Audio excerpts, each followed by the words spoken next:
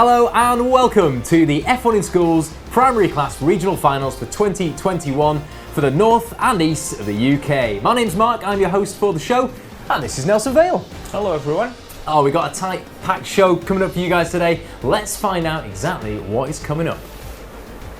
Nelson, first of all, we're going to meet the teams. We're going to say hello. I think they're going to say hello to us, which is going to be quite cool. So we'll find out who's competing in the North and East UK Regional. We've got some studio experts on hand, F1 in Schools world finalists, here to analyse and give their expert opinion on some of the work of our teams. Very cool. And then Nelson, it's the big one. Racing. It's the racing. We've got the racing live from the studio here, and we're going to be enjoying that in the next half an hour or so. So, first things first, you might be sat there at home wondering, what is all this F1 in Schools primary class stuff about? I've not heard about it, it's our first year. Let's just have a quick recap and let's have a quick video just to make sure we know exactly what F1 in Schools primary class is all about.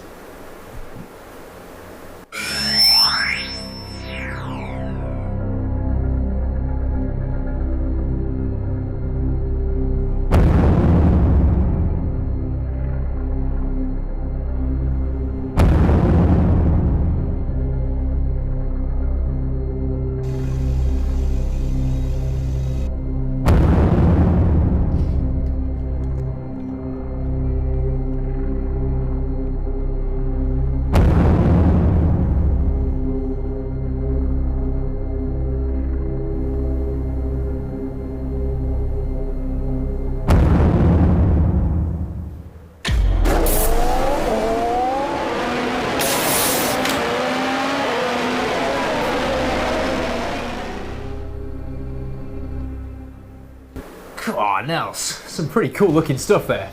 Very, very cool. I mean, really looks good, an F1 primary class car with those F1 liveries. And you know what? They were actually done by the F1 teams and You're right. sent to our students to be able to do some cars. They were. The F1 teams have actually done their own interpretation of an F1 in Schools primary class car. But do you know what, Nels?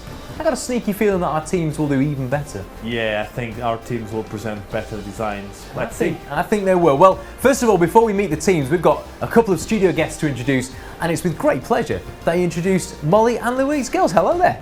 Hello. It's great to have you. Are you excited? Very. Fantastic. Well, I know you're going to give us your take on the team's work, but just for people at home, what's your F1 in Schools story? I mean, what's brought you to this stage here today?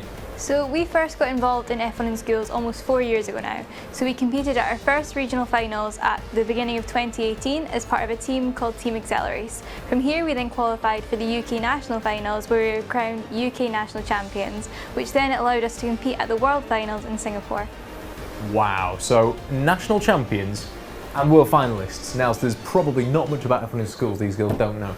We've definitely got some experts on hand. Girls, brilliant. Thank you for being with us today, and we'll come back to you shortly. I think, Nelson, first of all, we should meet the team. Should we find out who's competing in the North and East UK Regional Finals? So, here they are, lining up on the grid, and you can see the North and East of the UK, taking in Scotland as well. We've got from Broomhill Primary School, Alpha. We've got Hawthorne from Aycliffe Village Primary School, Speedy Wheels from St Anne's Catholic Primary School. We've got Galaxy Boosts, Lightning Insanity, and the Daring Dolphins, all from the Hill Primary School. I mean, Nels, we've done our kind of all-right-ish effort at reading the team names out. Shall we let the teams do it for us? Yes, please. I think we probably should. Let's hear it from the teams.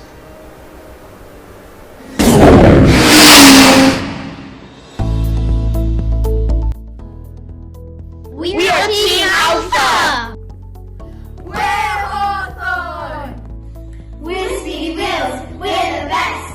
We're gonna win the Speedy Test! Hi, we're the Daring Dolphins! Everyone, we're the Galaxy Boost! Hi, we're Lightning Insanity!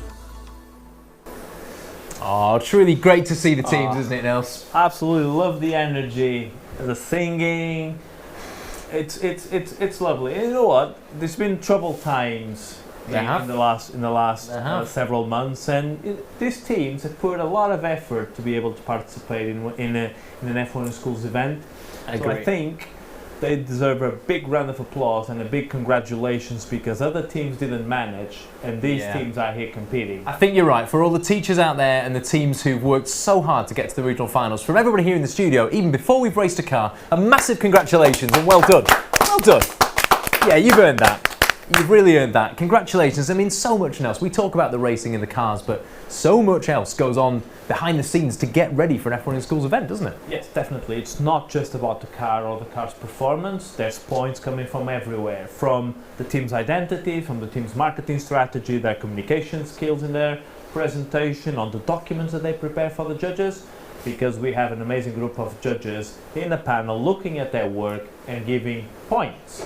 So when we sum all of those points with the racing points, we have some winners and some award winners. Absolutely, we'll get to those awards soon, but of course you mentioned the experts and the expert opinions of the teams. Well, we've had 2 experts looking over the team's work, so we're going to actually throw now to our tech screen, and Molly, you're going to show us a few things that's caught your eye for the teams from the North and East UK regionals. So Molly, over to you.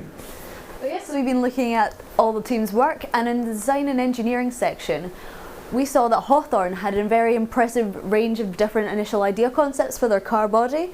We could see things like a double rear wing, fins along the middle, different patterns, and it all helped us get a great look for what they were looking to do in their final car design, and showed about a little bit of development through their car. Oh, fantastic stuff. I mean, some awesome designs there. Some lovely little sketches as well. Is that a double wing I see there as well? That is insane. I mean, some serious technique there, Nelson. We've got a double wing, we've got some really nice sort of shadow sketching. I mean, Louise, you've just joined us on the tech stage here. I mean, can you pick out any design features there that might be quite interesting? The double wing strikes me as really... I think the double wing is something that's pretty unique and something that could have a huge effect on the performance of the car and the overall aerodynamics. So it's definitely a really interesting concept. Yeah, I mean, that's obviously really quite outstanding design work. This is just one example, isn't it, from all the teams? But I know, Louise, you've got some more for us, so I'm going to hand back to you at this stage. Yeah, so looking at the team's verbal presentations, we were super impressed by the team's Speedy Wheels. So they introduced their verbal presentation with a song and a dance about their team name and each of their team roles. They looked like they were having such a great time. It made it so enjoyable for us to watch, and we felt like we got a really good feel of who they are as a team, which was absolutely lovely. They also had great visuals, they had props, and some really nice team uniforms as well. So overall, it was just really high visual impact across their whole presentation. Oh, amazing. I mean, that is the verbal presentation, Nelson. I'm going to take you back a few years now, because of course, in a previous life, before you were Mr. International Project Manager for F1 in Schools, you were a verbal presentation judge, weren't you? Yeah, I had a chance to be a judge, in an F1 Schools World Finals, and judge some teams doing verbal presentations, and that's a lot of pressure in those 10 minutes where the team needs to show us all of their communication skills, but within a time frame with a limit of they cannot go over the 10 minutes. Yeah. So there's stress, there's some concerns, but you know what? In the end, we see dancing, we see singing, especially on primary schools. That's really, really great to see. Yeah, it is. I mean, like, Louise, how do you prepare for a verbal presentation? It must be terrifying, right? Preparing for that presentation? Absolutely. Verbal presentations, I think for us, has always been one of the scariest parts of F1 in Schools, when you have to actually stand and face the judges. But they always turn out all right in the end. In spite of all the nerves, it always pulls together at the last minute when you're actually presenting. Yeah, I mean, you know what you're talking about, right? So that's got to be the main thing. You're confident in what you're talking about. There's obviously going to be those nerves, but you know what and speaking of knowing what you're talking about, I think you've got some more for us, haven't you? Yeah, so we've had some teams do some really interesting stuff in terms of fundraising and sponsorship. So an example of this would be Team Galaxy Boost. So they wrote a letter to local retailers to try and gather prizes to use in a raffle. So then they intended to use the funds from this raffle to pay for team uniforms. So this letter, we were really, really impressed by it actually. It has a really clear description of their team, of the F1 in Schools Primary Challenge, and also what they would want from these retailers. God, so trying to organise a sponsor pitch at primary class level, that is mega impressive. I mean, I guess people always wonder about what do you need a sponsor for in F1 in Schools? Is it just about, kind of getting money in the bank? Is it all about money, or is there more to getting sponsors than just cash? So sponsorship is a huge part of F1 in schools. Couldn't do it without our sponsors. And it can mean so many different things. So yes, you will need sponsors for money, for finances, to pay for things such as competition entry fees. But a sponsor can be so much more than just that. They can help with resources, with manufacturing, maybe providing team uniform. They can also give expertise. So like we've worked with aerodynamicists in the past who helped us with our car design. So sponsors can help in all areas of the competition, not just finances. Oh wow, I mean that is fantastic to see, isn't it, Nelson? And we know teams can raise some eye-watering amounts of money, but it's those stories of, we've got our mentor, or we've managed to get some help from, a company near us locally that have helped us get across the line with manufacturing the car or other areas like that. Brilliant. Louise, back to you, because you've got another piece for us about another team. Yeah, so we have an example actually of a team and one of their sponsors. So Lightning and Sanity were sponsored by a train company who helped them by kind of inspiring their car design and giving them some great ideas in terms of aerodynamics, specifically by looking at the design of a train and how those are aerodynamic. Oh wow, so not just a sponsor, but an inspiration for their design work. Yes. Incredible. Lovely stuff. Well, thank you, Louise. That was really interesting. And thank you, Molly, as well. Really, really great to see some of the work that's going on by the teams behind the scenes, Nelson. That's all, obviously, adding to their point scores, adding to their totals. But I think now, Racing. we've come to the moment that you've been waiting for, that everyone's been expecting, which is it's time to go racing. Now, before we go racing, we're going to throw to our tech screen, and we're going to get Molly, I think you're going to read through some stats, and you're going to give us your feelings, I think, for the first two teams up on track today. So we'll introduce the teams, and then just hear a bit about them. So we've got Alpha from Broomhill Primary School and Hawthorne from Aycliffe Village Primary School. Molly, what's caught your eye about these two teams and their cars in particular? So looking at them overall, they're fairly similar, so it'd be quite interesting to see them on track. I think our main difference we're looking at is at the rear wings. There's a little bit of a difference in the rear wing span, and if we look at Alpha's, they have these little points coming up at the end and it curves up a bit, whilst Hawthorne's just curves down and is attached just to the side of the car. Similar to some styles that we see in the World Finals recently, but honestly it'll be an exciting race. Wow, yeah. So World Finals relevance in some of the designs here. That's really impressive. Look at those colours. Oh, I know you're a big fan of colours, Nels, but I mean you can't really say there's much between them. Love the colour scheme on Hawthorne's. Alpha really sort of bold and brash, lovely colour scheme there. The classic Gulf colours nearly. I mean, if you had to pick a winner, Molly, what would you say at this stage? I'm quite interested in how Alpha do actually. Interesting, right? Okay, Nelson, are you going to put your colours on the mast or? Not yet. You're gonna stay reserved. You're gonna hold that one back for later, are you? Right. Well, I think we are ready to race. I think the track guys are ready in position out there. So I think we're going to throw to the track and head into our first race of the day. So as you can see, we have Team Alpha in lane 1 and Team Hawthorne in lane 2. And they're off.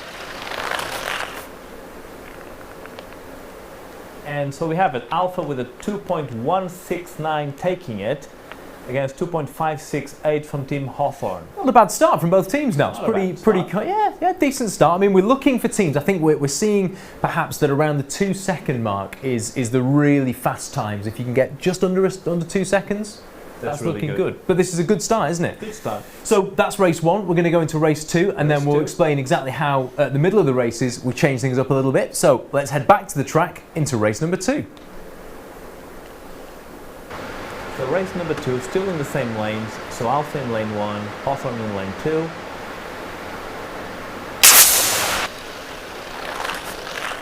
And they're off. And Alpha takes it again with a 2.141. So pretty consistent both of the times. Yeah, a couple of wins for Alpha. So now I'm curious to see how it's going to be the car's performance on the 3rd and 4th race, because we are going to swap lanes. Oh, Nelson. So we do 2 races in lane 1 for each car, but then we swap them over and we give them a chance to race in both lanes. So why would we do that? I mean, why wouldn't they just race in the same lane every time? So every team has a chance to race 4 times, but we needed to give them the chance to race in the different lanes. So first 2 races in lane 1, the final 2 races in lane 2. It's because some say that racing in one of the specific lanes may give them an advantage, so they have their favourite lane. Oh, who would say a thing like that? Molly, what was your favourite lane? Oh, we definitely had a favourite lane. Oh, you did? Yeah, lane 2 was our favourite. Oh, wow. Oh, right, okay, so you actually chose a favourite. Was that always lane 2, or was it depending on the event? The majority of the time we found it lane 2, but it depends on the track, depends on our development of the car, but we found lane 2 was most commonly our favourite. We got the fastest times on it. Interesting. Maybe that was the lane 2 that always had a bit of a downhill. Who knows? I don't know. Well, that's interesting to hear. So we've changed the cars over then. That was race 2. We're now going to go to race 3. So the cars are now in reverse order for their 3rd out of 4 races now. So let's head back to the track where the guys are ready. I can see through the window there. And on to race 3. So race 3, you can now see that now Hawthorne is in lane 1 and Alpha in lane 2. Lights off. Where'd they go? And there they go. That looked close. So we have Alpha taking it with a 2.303. But if you look at the split time, Hawthorne actually reached the split gate first.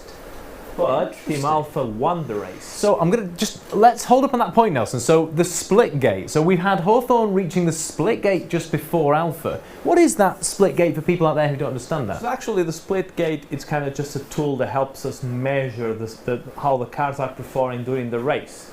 So we are actually taking a first measurement with the split gate and then taking another measurement when they actually finish the race. So fun fact is that, for example, in this race, one team reached the split gate first, but the other team recovered and managed to win the race. Wow, fascinating. So we've actually got real, genuine overtaking in F1 in schools. Yeah, we can say so. We've got an actual overtake. I mean, Louise, what would be the reason then that a car would perhaps start quicker, but then another one could come past it and overtake it? What's going on in those two lanes that's maybe throwing up that discrepancy? So if maybe a car has a lot of drag, then that'll slow it down. It might start to deaccelerate. So even if it started really, really quickly, those forces will kind of pull it back, slow it down a bit, allowing the other car to overtake. So really all in the design and how the launch phase compared to the cruise phase all work. Wow. Cool. One of those questions where I ask a question and don't really understand the answer, but I feel like the teams probably know what's going on there. Really interesting stuff. Right, we're going to head back to the track, Nelson, and to the next race. So, Nels, over to you. So, final race, same lanes, and let's see how they go. So this is race 4 out of 4. And there it is again. There we have it with Team Alpha taking it with a 2.195 and Team Hawthorne with a 2.534. So Hawthorne, we have to say, yes, you finished second in these races, but don't worry, it's not about whether you win or lose the races, is it, Nels? It's about the points that you gain for the racing. So, I mean, Nels, do you want to give us a quick explanation how those points are worked out? I know that it looks fun to be actually racing against another team on the other lane, but it's not about that win. It's about the average of times recorded out of the 4 races that the teams do. So yeah, fun to compete against another team, but it's not this race that wins the competition, it's the average of all of your races. Plus all of your other judging elements. And all the other points. So the racing is important, yes, but it's not everything. It's not all about win or lose. I think we're ready to go for our next pairing now. So the cars are just being prepared on the track. So as that's happening, I think we're going to go over to the tech screen. And Louise, you've got a little bit of information about our next 2 teams, Speedy Wheels and Galaxy Boosts. What's caught your eye about these 2 cars? So I think this is going to be a really exciting matchup actually, because they're quite different designs. So we've noticed from Speedy Wheels, their car's a lot more compact, so their wings have like a smaller span, and also the mass is a little bit lighter as well, so it's going to weigh a bit less. Meanwhile, Galaxy Boost have gone for much larger wings, so a larger wingspan, which may or may not work in their favour. I guess we'll have to wait and see. Yeah, interesting. I mean, look, they look great cars. Nelson is he's eager at this point to say something about Galaxy Boost. Nels, what is it? I love glitter. Okay. Love it. Look at the car. Okay. It looks brilliant. Yeah, big fan of glitter over there. Yeah, all about the glitter. There you go. There you've heard it, folks. I also love the design of Speedy Wheels. Well, do you know what I was going to say? I particularly like this sort of red swoosh they've got. This graphics really it's really sort of. I quite like the sort of almost hidden graphic that you get down to the nose cone of the F1 cars, and it's a really neat looking body show. But yeah, 2 really interesting looking cars here. The weight's interesting because obviously we've got one that's just over the 40 grams, one that's maybe sort of nearly 4 grams heavier. Is weight, I mean, Louise, is weight something that you're always kind of chasing to get down in F1 in schools, or is it not that important? Yeah, so weight, we found at least, was massive in terms of car times. So the lighter the car, the quicker it would go. So every gram makes a difference, every 100th of a gram makes a difference. So you need to make sure you meet that minimum weight, but only just meet it, was always our technique. So we'd show up to a competition with paint in hand, adding that last 100th of a gram, making sure we just met that minimum weight and no more. So you literally turn up to a competition and just add those tiny fractions while you were actually there at the competition just to get it to the basic minimum. Yeah, that's exactly what we would do every single time. Wow, these are the lengths people go to now. A little bit more glitter, a little bit less glitter. That's the answer. There you go. Just always have some glitter in your pocket. Well, I think we're probably ready to go to the track. I think, yeah, the track guys are ready out there. So without further ado, we're going to head over to the racetrack for race number 1. So in race number 1, we have Speedy Wheels in lane 1 and Galaxy Boosts in lane 2. Away they go. Wow. So we had Galaxy Boosts taking it with a 2.122, but very, very close behind Speedy Wheels with a 2.138. That was. So Nels, we're talking not even 100th of a second difference between the cars. That is like that much. You can't even see that. That is incredible. Well, that was quite something. So I think we're going to go back to the track. I think the guys are ready out there now. So we're going to go back to the track for race number 2. Race number 2, same lane. Loving the liveries on these two cars. Yeah. There they come. Finally. So we had Speedy Wheels taking it with a 1.962, so under the 2-second barrier, and Galaxy Boost with a 2.022. Really impressive. So we've got a team under the 2-second barrier now. Under the 2-second barrier. Yeah, that's noteworthy. I mean, we're saying for the other regions that this is looking like a really fast kind of benchmark time. If you can be underneath 2 seconds, you're really looking. Good sign. Yeah, you're looking good, absolutely. So at this stage, Nels, what's happening is we're taking the cars off the track. So we're taking the cars off the track and swapping lanes. Yeah. So this is to provide that both cars have the chance to race in different lanes. So this is for fairness. The teams are now in the new lanes. Yep, getting thumbs up from the track guys in there. We're going to head back to the racetrack and race number 3.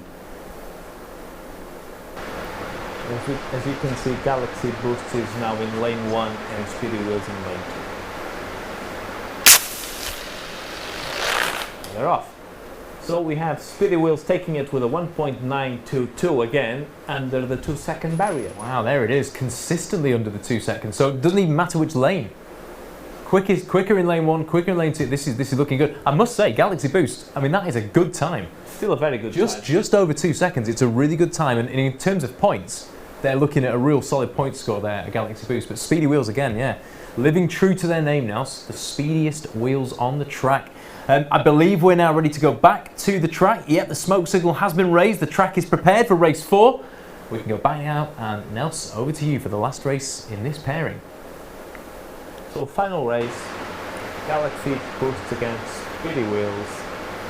Let's see, and lights off. So we have Speedy Wheels again taking it with a 1.934. But remember the conversation that we had about the sector gate. Yeah. Actually, Galaxy Boost reached the sector gate first, but unfortunately lost the race. That is interesting. So Galaxy Boost, there's something about your car that lets it launch really quickly and effectively. It's then just working out what's happening in the middle of the race that's slowing it down. So is there be some friction there that it's kind of slowing the car down, but nothing that fine-tuning and some testing wasn't solved. Yeah, it could well be. It could well be, Nas. I mean, yeah, that fine-tuning, like you say, of just the tether guide sometimes is what's underneath the car that's just clawing it back on the track, just providing a little extra bit of friction. Molly, we're using this word friction. Friction in F1 in schools. We've heard about weight. Louise saying, yeah, weight, you've got to get that down. Is friction kind of the other big kind of enemy, if you like, to F1 in schools? Yeah, friction's definitely another big one. We look at friction, we look at other forces, but friction's a very big one, especially looking in the primary schools. The tether line friction could be like it could occur due to paper being at the bottom, maybe some tape at the bottom. Could slow the car down a considerable amount. So very, very important. Absolutely something you need to keep on top of and look out for.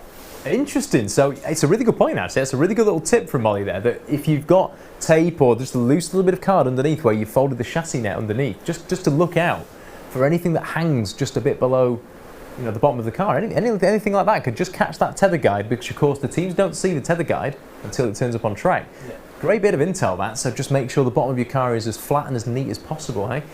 Wow, there we go. Right, well, we're ready to head over to the tech screen for the next pair of teams. So over to the tech screen, and Molly, over to you. We've got Lightning Insanity up against Daring Dolphins. What have you seen about these two cars?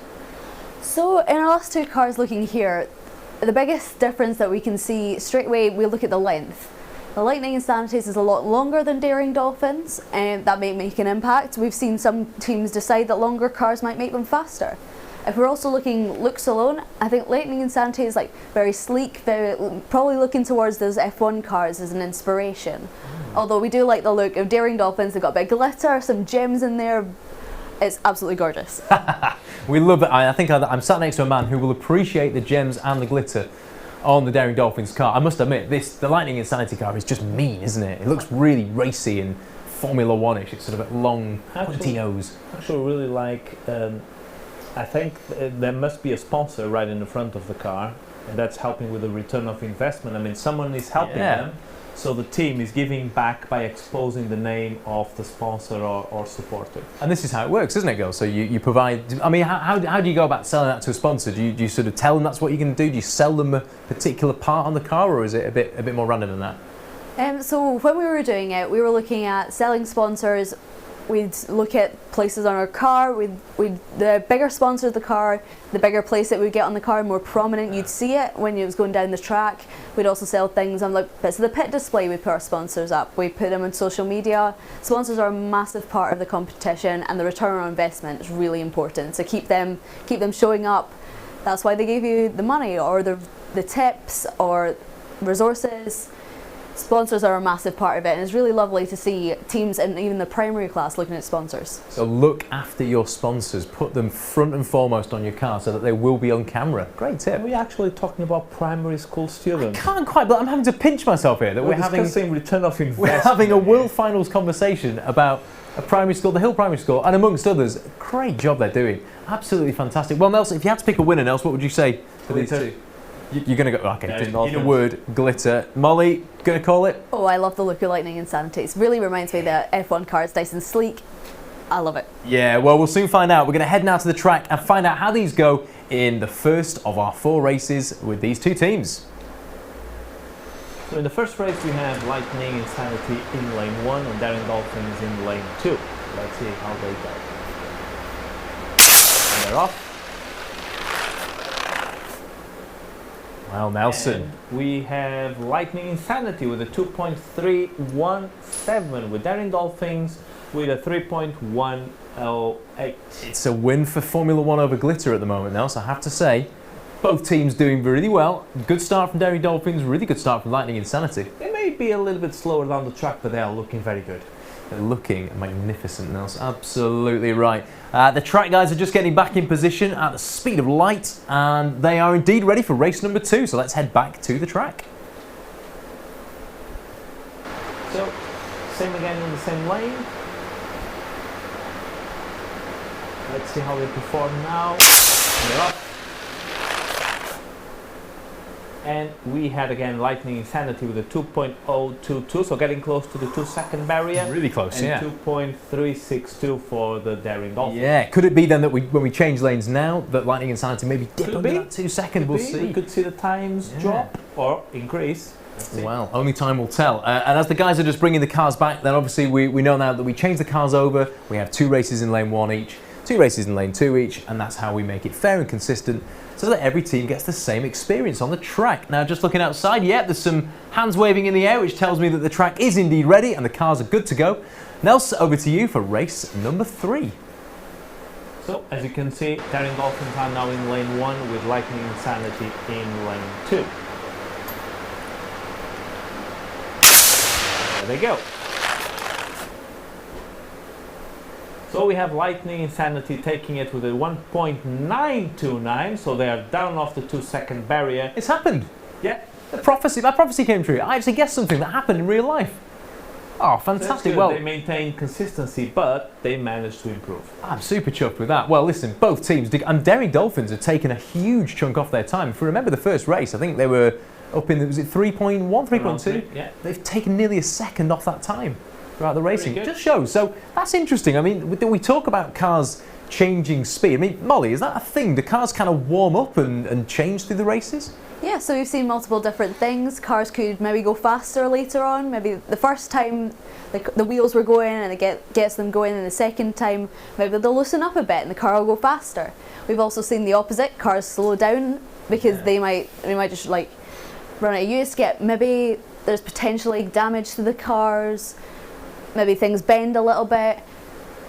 Cars change times all over the place. Yeah, so I guess a lot of it is down to the engineering of the car, how accurately they're made. I mean, a really well-made car you'd think would be quite consistent, but it's interesting certainly to see how some cars get quicker and, like you say, some get slower. Really interesting. Right, I think we're ready to go back on track now, Nels. So, Nelson Vale, over to you for the next race. So final race with them Dolphins and Lightning Insanity. So let's see. It's our final race of the day. And there we have it, with Lightning Insanity with a 2.347. So a little bit slower now. Yeah. But they had that really good time. So really happy for them. I think they called it 3, didn't they? And just went, that'll do. That's our best race. We'll go home. Cracking effort though, brilliant effort to see, and 4 races again complete. I don't think we saw any damage from the cars, did we, Nels? No, 0 damage. I mean, it has to be said, that is outstanding to say that these cars have all done 4 races each, not a tiny bit, not a sausage, no damage whatsoever. So again, congratulations to all the teams. Well, Nelson, I hate to break it to you, my friend, but that brings us to the end of the racing. No. That's the end of the racing for today. That all the scores in. We've been talking about them throughout the show, but I think we need like a summary of some sort, just to sort of go back over the scores. So, I mean, a leaderboard is a great idea. Let's have a leaderboard. Here it is, the final leaderboard for the North and East UK regional final. And there we see, sitting on top of the table, is Speedy Wheels from St Anne's Catholic Primary School with a 1.922 time. Nels. It's a really good time. I mean, I wonder how it's going to match with the other regions. But we'll see. It'll be interesting to see. I mean, we think that's a really quick time. We know that under 2 seconds is going to be quick. So there's 2 teams there, Lightning Insanity as well, just right near the end. I mean, look at the difference there. We're talking 7 thousandths of a second between first and second. So super close, but a massive well done to all the teams. I think great. We said it at the beginning, didn't we, guys, that the teams have done so well to be here. I think after the racing especially, we owe them another round of applause. So again, well done from everybody in the studio. Absolutely well done. Brilliant work. Awesome effort, and really that brings an end to our show. I mean, Nels, there's going to be more to come, isn't there? What else have we got to go? Well, we still have some awards to give. Absolutely, we have. We've got all those points that we've been talking about, that Molly and Louise have been talking about, from the enterprise, from the design portfolios, from the verbal presentations, to add to your racing points to work out who the overall winners are going to be. But once again, from us all here, a fantastic effort. Well done, everybody. Check back in with us to watch the awards ceremony. So we'll see you soon for that. Thanks again, and we'll see you soon.